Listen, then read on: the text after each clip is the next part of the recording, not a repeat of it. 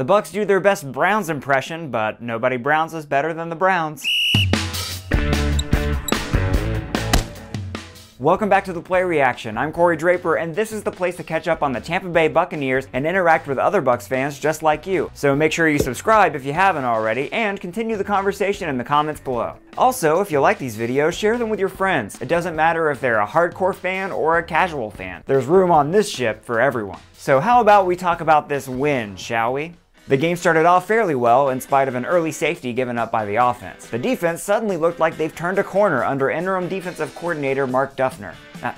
Duffman! Oh yeah! Meanwhile, the offense was moving the ball well and eventually led this to a 16-2 score near halftime. But then Jameis throws a costly pick right here with just over 2 minutes left in the half. That was the beginning of what would be a very ugly rest of the game for this offense. The defense holds again. That's right, they didn't implode and let a rookie score on them before the half. Then the offense gives the ball right back to the Browns as Cam Brate fumbles. Thankfully, the defense steps up yet again as Lavonte David knocks the ball out of Baker Mayfield's hands and it rolls out of bounds on 4th down. Okay, so the offense stumbled a bit, but they escape into halftime with a 16-2 lead. Time to regroup and take care of business in the second half. At least that's what a normal team would do. Instead, the Bucs decide to fumble the ball on their opening possession in the second half. This of course leads to the Browns scoring a touchdown. The Bucs and Browns proceed to go back and forth the rest of the game. Key moments include Ronald Jones' first NFL touchdown and an amazing 4th down stop at the goal line by the defense. In the end, the Browns clawed back and tied it at 23. Jameis leads the Bucs down the field to get into field goal range. Now let's pause here for a second. The Bucs are at the 24-yard line with 46 seconds on the clock and all their timeouts. You can choose to continue the rhythm you're in and try to get as close as you can with your franchise QB and star-studded pass catchers, or you can choose to just run the ball and line it up for your kicker who has missed an extra point in 2 straight games. What do? Doesn't matter, the Bucs did the wrong thing. Chandler Catanzaro misses the game-winning field goal because of course he did.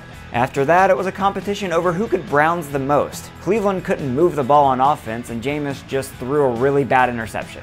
Both teams just couldn't do anything at this point. Until at last, mercifully, the Bucs finally get a turnover on a punt return by Jabril Peppers. The Bucs could only get to the 42-yard line thanks to some very bad sacks allowed by Jameis and the O-line. So here we go. A 59-yard field goal attempt from Chandler can't kick for 0. There we go. He gets it off.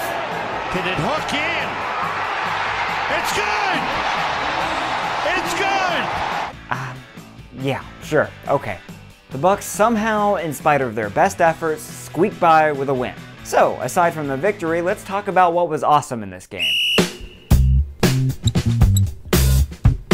The defense. The defense was finally awesome. The D-line had 5 sacks on Baker Mayfield and got pressure all day. Our linebackers had an outstanding game. The corners played well and pressed receivers. One complaint we could have about how the defense played was the lack of turnovers. But remember, they forced 2 turnovers on downs, including this key fumble forced by Lavonte David at the end of the first half. No doubt about it, Duffman has made a difference with these guys. Granted, they were not playing a prolific offense with a Hall of Fame QB like Drew Brees or Ben Roethlisberger, but they got the job done, which is what we haven't been able to say for weeks. Also, special shout out to tight end Anthony Auclair for punching the ball out of Pepper's hands in overtime. He must have been carrying the ball like a baguette. Oui, oui.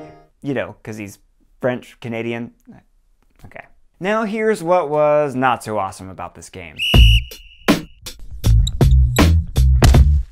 Okay, this offense had a poor showing and almost hand-delivered this game to the Browns. The offensive line just could not handle the Browns' pass rush. Winston had very little time to throw and took some major sacks. The run game was also non-existent, and it's because these backs barely ever get to the line of scrimmage before getting touched by a defender. The biggest defender, in my opinion, is Caleb Benenoch. He has consistently been a turnstile and is a liability at right guard. I think it's time to go with Evan Smith full-time. And Jameis isn't without fault here. He failed once again to connect on a deep ball with Deshaun Jackson. He just kept overthrowing him. Though, to be fair, they did hook up for a long touchdown that ended up being dropped by Deshaun. Winston was great, and then he wasn't. Accurate, and then he wasn't. While the fumble wasn't necessarily his fault, his 2 picks definitely were. He was inaccurate late in the game when it mattered and gave Cleveland ample chance to take over. All that said, he did still lead this team on a game-winning drive twice. I still want to see more consistency from QB1. And yes, there's the kicker. I'm not quite sure why this team gave him a multi-year contract this offseason without much of a competition when he has a history of having a meltdown season.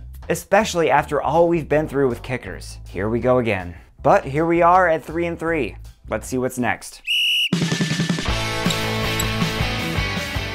The Bucs now go to Ohio to play the other team from the state, the Cincinnati Bengals. The Bengals have had a pretty good year so far. Andy Dalton has a history of looking great sometimes and then looking not so great other times. He can be deadly accurate though, and this team has a big chance of putting up some big points with their receivers AJ Green and Tyler Boyd. The Bucs have been great against the run, but they'll be tested by their up-and-coming running back Joe Mixon. After seeing our defense play well, I now expect them to carry the momentum and continue to bring the pressure.